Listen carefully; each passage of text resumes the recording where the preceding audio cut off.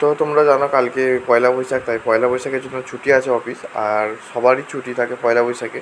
তো সেই জন্যে বাসে ভিড়, আর ঝিকিরা বাসে উঠতে পারিনি, তাই চলে আসি রানিহাটি উঠতে। তারপর রানিহাটি থেকে কোনো বাস পাচ্ছিলাম না বা গাড়ি পাচ্ছিলাম না বলে চলে আসি অটোতে। আর অটোতে যাচ্ছি আমতা, আর অটোর ভাড়া নিচ্ছে 40 টাকা প্রায়।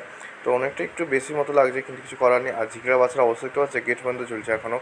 তো ঝিকিরা বাস কম চলার জন্য এটা হচ্ছে। আর এরপর টোটোতে কিছুটা আসার পর দেখি আবার মানিকপীরে জ্যাম। তো কিসের জ্যাম হচ্ছে, এটা হচ্ছে ওনার কোনো ঠাকুর নিয়ে আসছে, তো সেই জন্য বাজি ফাজি ফাটাচ্ছে রাস্তার মধ্যে। তো সেই জন্য এতটা জ্যাম দেখতে পাচ্ছি। ঝিকিরা বাস বা নানা রকমের বাস, মুচিকাটা কর্মী সব দাঁড়িয়ে আছে। তো আমরা পাশ দিয়ে চলে যাই।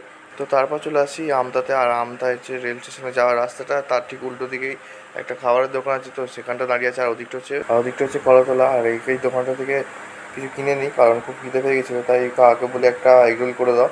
তো তাড়াতাড়ি করে দিল কাকা, কারণ বাস বা কোনো গাড়ি গেলে তো উঠে পড়বো।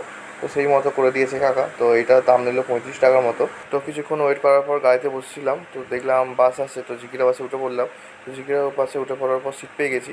তো এখন যাচ্ছি বাড়িতে। তো ফাইনালি বাস পেলাম আজকে।